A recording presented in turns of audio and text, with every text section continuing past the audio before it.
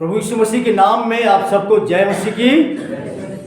और आज के इस दिन के लिए धन्यवाद करते हैं। परमेश्वर ने हमें और आप सबको मौका दिया कि हम लोग उसकी आराधना किया है, गीतों के द्वारा उसकी प्रशंसा किया, उसका धन्यवाद किया, गवाहियों के द्वारा उसको आदर और महिमा दिया आपने।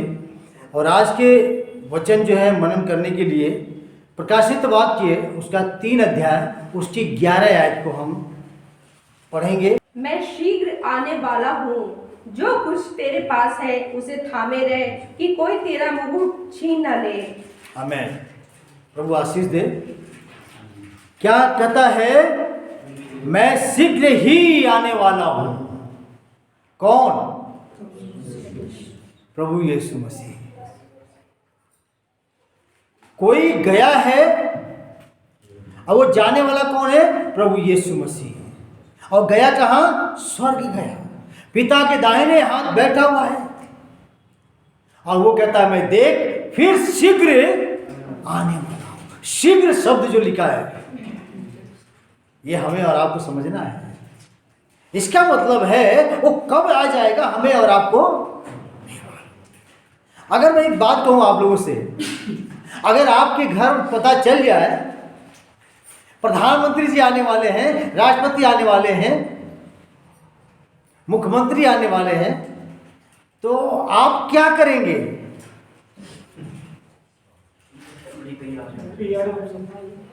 क्या क्या करेंगे? तैयारियां करेंगे। किन किन बातों के लिए बताइए? अच्छा, साफ सफाई करेंगे, खाने पीने का इंतजाम करेंगे, बैठने का भी है,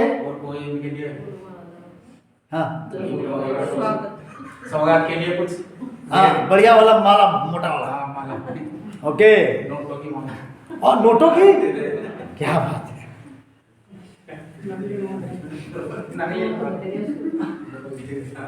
पादरी जो है इतने सालों से तुम्हारे बीच में सेवा कर रहा है, कभी नोटों का माला तो पहनाया नहीं है। और प्रधानमंत्री राष्ट्रपति आए तो तुम्हें माला बनाने लगी पड़ी है। आज हम जो वचन देख रहे हैं प्रकाशित वाक्य 3 का 11 में, मैं शीघ्र ही आने वाला हूं, जो कुछ तेरे पास है उसे थामे रह कि कोई तेरा मुकुट छीन न ले। अब इसके लिए आपको अपने विषय में सोचना है कि छीनने वाला कौन है। छीनने वाला कौन है? वो हमेशा तैयार है। आप अपने मुकुट को बनाए रखना चाहते हैं, संभाले रखना चाहते हैं, कोई छीन न पाए, लेकिन छीनने वाला हमेशा तैयार है। आज का जो मेरा विषय है वो यही है। यीशु ने कहा मैं शीघ्र आने वाला हूं। और जब वो मसीहा जो जीवन का उद्धार करता है, जीवन का न्यायी है, उसके आने की बात हम कैसे इंतजार करें जो है, या उसका आने का कैसे हम प्रतीक्षा करें, हमें और आपको ये बात जानना है। लेकिन हमें किस रीति से इंतजार करना है? जो मसीहा आने वाला है पवित्र आत्मा से भरा होने वाला होना चाहिए। किससे? तो जो व्यक्ति पवित्र आत्मा से भरा होता है वही व्यक्ति मसीहा के आने का ज्यादा इंतजार करता है। जो संसारिक व्यक्ति है ना, जो संसारिक व्यक्ति है वो कभी भी आने का इंतजार नहीं करेगा। उसे यकीन नहीं होगा कि मसीहा आने वाला है। वो तो कह रहा है ये सब झूठी बातें हैं, ये सब बातें झूठी हैं, कोई नहीं आने वाला है। लेकिन हम जिनका उद्धार हो चुका है, जो लोग प्रभु को जान चुके हैं, जिन्होंने अपने जीवन में रखा है, उस व्यक्ति को पवित्र हो करके क्या करना है? इंतजार करना है। पवित्र आत्मा से भरपूर होकर के अगर व्यक्ति मसीहा का इंतजार करता है तो उसके अंदर उसका बातें को समझाना चाहता हूं। एक पॉइंट है कि कैसे भरे, कौन सी चीज से भरे? सत्य के ज्ञान से परिपूर्ण होना होगा आपको। कौन से ज्ञान से? सत्य के ज्ञान से परिपूर्ण होकर के रहना है। क्योंकि पहला कुरिन्थियों 3 का 10 से 17 और 11, 12, 13 आयत में, और यूहन्ना के सुसमाचार जो 8:32 में लिखा है, सत्य को तुम जानोगे, सत्य तुम्हें स्वतंत्र करेगा। तो इसका मतलब है कि वो सत्य के ज्ञान से आपको भरपूर होने की जरूरत है। अगर नहीं भरपूर है आप, तो आप मसीहा का कैसे इंतजार कर सकते हैं? किस ज्ञान से इंतजार कर सकते हैं कि वो आने वाला है? क्योंकि ये सत्य के ज्ञान परमेश्वर का वचन है, ये आपके अंदर है, और आप उसी को लेकर के कह रहे हमारा मसीहा आने वाला है। क्या? हमारा मसीहा आने वाला है। और इस तरीके से कहता है सत्य के ज्ञान से परिपूर्ण रहना। उस मसीहा के आने से पूर्व आप लोगों और हम लोग सभी लोगों को क्या कर लेना चाहिए? अपने अंदर परिपूर्ण हो जाइए, उस पवित्र आत्मा से भरपूर हो जाइए। उसके लिए कहता है ईमानदारी से परिपूर्ण होना। किन बातों से? अपने जीवन को किस चीज से परिपूर्ण कर लीजिए? ईमानदारी। आपके अंदर वो जो आने वाला है, आपके अंदर जो है ईमानदारी से परिपूर्णता वो देखेगा। जब वो आएगा, जो व्यक्ति परिपूर्ण है पवित्र आत्मा से, उसे सत्य के ज्ञान से परिपूर्ण होना जरूरी है। दूसरा उसके अंदर क्या है? बी पॉइंट है, ईमानदारी से भी परिपूर्ण होना है लोगों को। आप क्या समझ रखे हैं? जो मसीहा आने वाला है वो आपके अंदर क्या देखेगा? आप विश्वास में ईमानदार हैं? दिखावे वाले तो मसीह नहीं हैं, या फसली वाले तो नहीं, फसल पे निकल के आ जाते हो। गुड फ्राइडे ईस्टर, बड़ा दिन, आज बड़ा दिन है, चलो भैया नया साल आने वाला, प्रभु यीशु का जन्म है, हम वहां चलते हैं। ये फसल वाले नहीं, ऐसे लोग नहीं, बल्कि विश्वास में भी, मसीहत में भी आपको अपने जीवन को ईमानदारी से परिपूर्ण करने की जरूरत है। इसलिए प्रियो, मैं ये कहना चाहता हूं कि जो मसीहा आने वाला है, शीघ्र उसके आने से पहले हमें अपने जीवन को ठीक कर लेने की जरूरत है। अपने अंदर झांकिए, अपने अंदर देखिए। ये आईना जो वचन है, आईना है। क्या है? आईना। इसके अंदर झांकिए अपने आप को लेकर के। मैं अभी तक विश्वासी में, अपने जीवन में विश्वासी हूं, तो कैसा विश्वासी हूं? अभी तक मैं कैसे विश्वास में चलता रहा? सत्य के ज्ञान से परिपूर्ण हूं? क्या सत्य की बातें हमारे अंदर है? आज इस दुनिया में मैं बताना चाहता हूं आपको कि बहुत से मिशन हैं प्रभु का काम करने के लिए। प्रभु का काम करने के लिए ऑर्गेनाइजेशन बहुत हैं, और सारे विश्वासी कहलाते हैं, लेकिन वो कहते हैं मैं तो प्रभु की सेवा कर रहा हूं।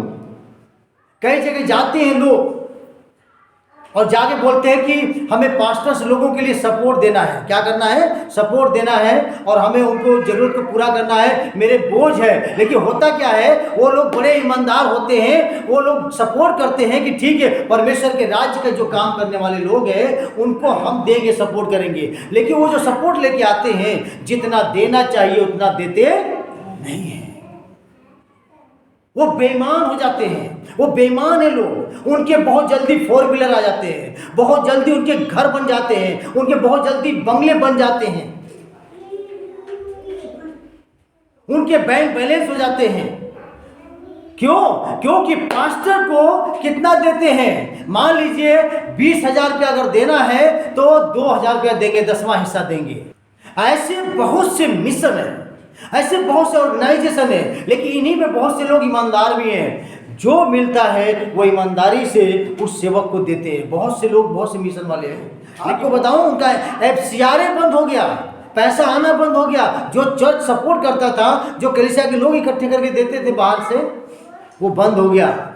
बहुतों पे तो छापा पड़ गया, बहुतों के छापे पड़ गए, बहुत से तो बंद कर दिया मीटिंगों में, इधर जाना आना ही।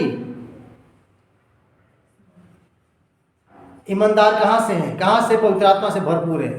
क्योंकि उन्होंने सेवकों को सिर्फ उपयोग किया, उनका दुरुपयोग किया है। उनके नाम पे तुमने बहुत पैसा इकट्ठा करा, लेकिन इसी समाज में, इसी कार्य में बहुत से ईमानदार भी सेवक लोग हैं, अपनी पॉकेट, अपनी कमाई का हिस्सा देके भवन बनाते हैं, भवन के लिए देते हैं। बहुत से लोग उनकी ज़रूरतों को पूरी करते हैं और कहते हैं हम दुआ करेंगे और परमेश्वर आपको दिलवाएगा, क्योंकि हम परमेश्वर के राज के लिए कर रहे हैं। तो उन्हें भी परमेश्वर बहुत ऐसे आशीष दे। लेकिन जो बेईमानी रहा उनके जीवन में, परमेश्वर देख रहा है, वो फलवंत होने वाले नहीं हैं। क्योंकि पिछले दिनों की छापा पड़ा था, पास्टर हमेशा घर बार छोड़ते हैं, घर से निकलते हैं, सुसमाचार के लिए निकलते हैं, जगह जगह जाते हैं, सुसमाचार प्रचार करते हैं और गालियां भी सुनते हैं, मार भी खाते हैं, थाने में भी चले जाते हैं, बंदगृह में डाल दिए जाते हैं। लेकिन ऊपर जो होता है सपोर्ट करने वाले सुध ही नहीं लेते। और कलीसिया भी ईमानदार नहीं होती है। कलीसिया के लोग ईमानदार नहीं है, वो विश्वास में ईमानदार नहीं है, वो ईमानदारी अपने इस वचन के अनुसार जीवन जीने के लिए नहीं ईमानदार है।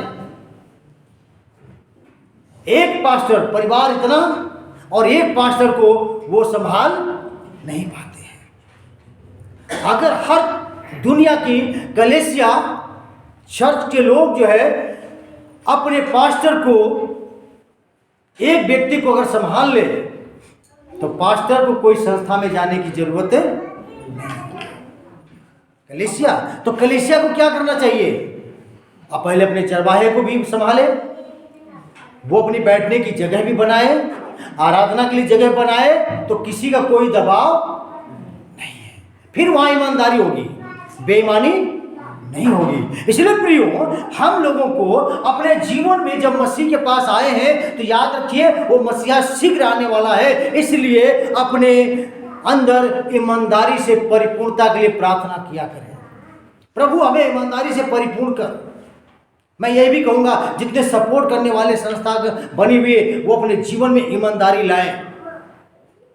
प्रभु हमें यदि परमेश्वर के लिए काम करना है तो मैं चाहता हूं, मेरे अंदर बोझ है कि मैं सेवक लोगों को सपोर्ट करूं, अच्छा सपोर्ट करूंगा, उनकी हर तरीके से देख रेख करूंगा, उनके साथ चलूंगा। कलीसिया के लोगों को भी मालूम होना चाहिए, चाहे किसी भी चर्च में चले जाएंगे, अगर आप जो है अगर अच्छे विश्वासी हैं तो आप अपने पास्टर के साथ साथ चलेंगे, संभालेंगे, अपना मानेंगे, अपना पास्टर, अपना चरवाहा बोलेंगे मेरा चरवाहा है, तब चरवाहा चरवाही करने में आनंदित होगा। बड़ा प्रेमी है, लेकिन ये बुराई को भी रहने न दे, क्योंकि जो मसीहा शीघ्र आने वाला है वो चाहता क्या है कि मेरे लोग पवित्र आत्मा से परिपूर्ण हो जाए, उनके जीवनों में एक जो है सत्य का ज्ञान से परिपूर्ण हो जाए, वो ईमानदारी से परिपूर्ण हो जाए, क्योंकि हिसाब देने का है। वो परमेश्वर के सामने जब आप खड़ा होंगे तो क्या होगा? दूसरी बात, विश्वास योग्यता में बने रहना। किसमें? विश्वास योग्यता में बने रहना। जब मसीह आएगा तो आपके अंदर विश्वास पाएगा कि तुम अपने आप को जांचो और परखो कि तुम विश्वास में हो या नहीं। तो ये विश्वास को परखना, विश्वास योग्यता को परखे रहना, वो प्रतिदिन देखना चाहिए। कहीं मैं डगमगा तो नहीं गया, कहीं मेरा विश्वास टूट तो नहीं गया, कहीं मैं विश्वास से हट तो नहीं गया। अगर आप नहीं भागेंगे तो क्या करेंगे? आप प्रतिदिन विश्वास योग्यता में बने रहेंगे।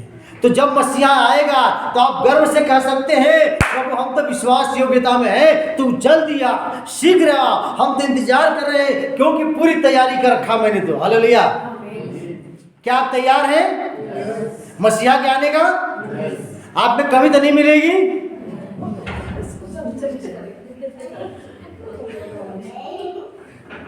विश्वास योग्यता में परिपूर्ण होना, क्योंकि पवित्र आत्मा आपके अंदर वास करने के लिए कहता है। इसलिए अपने अंदर का अगर गंदगी को दूर करके निकाल देते हैं, साफ रखते हैं, तो मैं उम्मीद करता हूं कि जितने लोगों ने पवित्र आत्मा को जगह दिया है दिल के अंदर, वो हमेशा आप विश्वास योग्यता में बने रहें। इस विश्वास के साथ जीवन भी जिए, क्योंकि आप ये मान लीजिए कि जब पवित्र आत्मा हमारे संग है, वो कहता है क्या तुम नहीं जानते और जो मसीह को जान जाते हैं उनके लिए मैं यही कहता हूं कि जब आप जान चुके हो तो उस मसीहा के आने का शीघ्र जो आने वाला है इंतजार कर रहे हो, तो पूरी तैयारी के साथ इंतजार करिए, क्योंकि वो औरों के समान नहीं है, वो उस मनुष्यों के समान नहीं है। चाहे अमेरिका का राष्ट्रपति हो, चाहे रूस का हो, चाहे इंडिया का हो, प्रधानमंत्री कोई भी हो, उनके जैसा वो नहीं है, क्योंकि वो जो है उसके बारे में मैं तीसरी बात बताना चाहता हूं कि वो कैसा है। तीसरी बात है पवित्र बनो। क्या बनो? पवित्र बनो। वो परमेश्वर कैसा है?